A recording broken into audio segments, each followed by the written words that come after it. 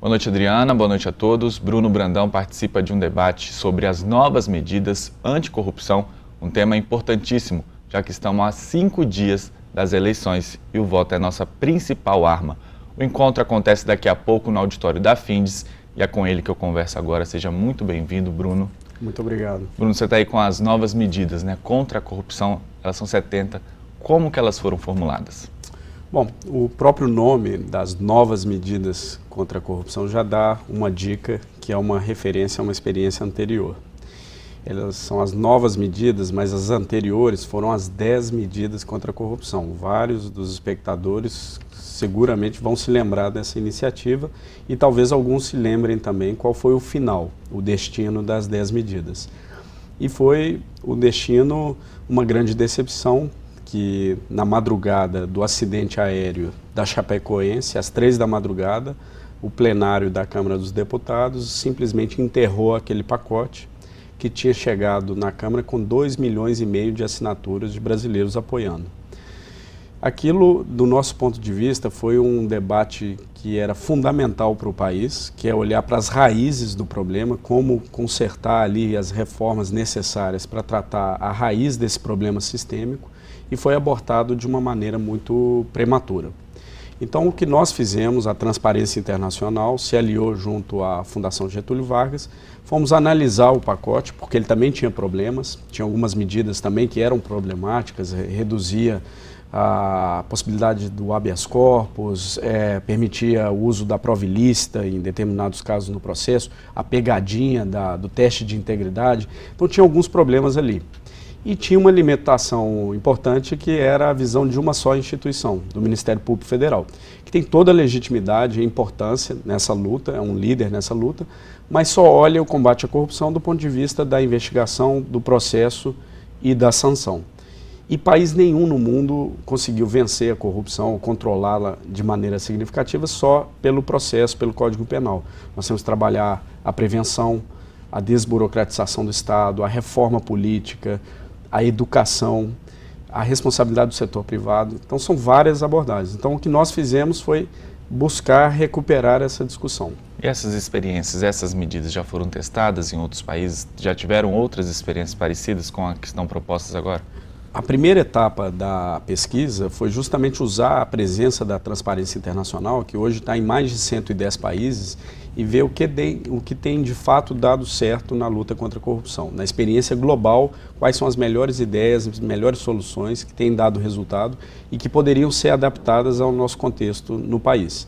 Então nós pegamos essas boas ideias, trouxemos para o pacote, adaptamos, e aí convidamos as instituições brasileiras. Foram 373 instituições que nós consultamos, mandaram centenas de projetos e convidamos depois os maiores especialistas do país. E dessa vez não foram só procuradores, foram procuradores, mas também gestores públicos, empresários, pesquisadores, jornalistas, ativistas, e essas pessoas redigiram e revisaram cada uma das medidas, que o resultado final foram 70 medidas, projetos de leis, proposta de emenda constitucional, minutas de resolução, que é o maior pacote de reformas anticorrupção já feito no mundo e feito pela sociedade brasileira. Diante da nossa necessidade, né?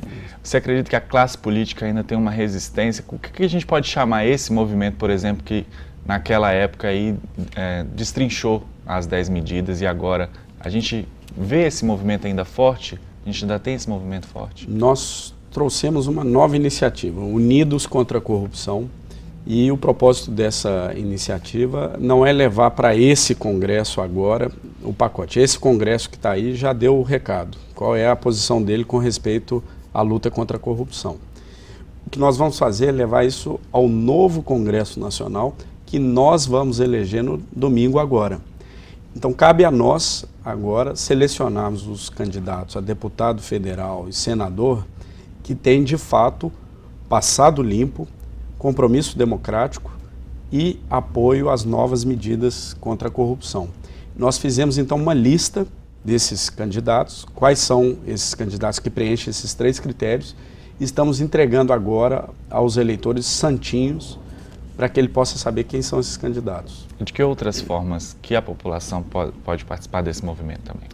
Ela pode também aderir através de uma assinatura, já são 430 mil assinaturas de brasileiros, em pouco mais de 3 meses de campanha, quase 500 mil de brasileiros já assinaram, deixaram o e-mail, porque quem for lá no site www.unidoscontracorrupção.org.br pode encontrar a lista dos candidatos com esses 3 critérios e se ele assinar, se o eleitor assinar e deixar o e-mail, ele vai também, além de apoiar a campanha, ele vai receber informações depois, se de fato o candidato que ele colocou lá, que ele votou, vai estar trabalhando pela luta contra a corrupção. Aqui no estado, como é que está essa adesão para os candidatos ao Congresso, né, para o Senado e também para a Câmara Federal?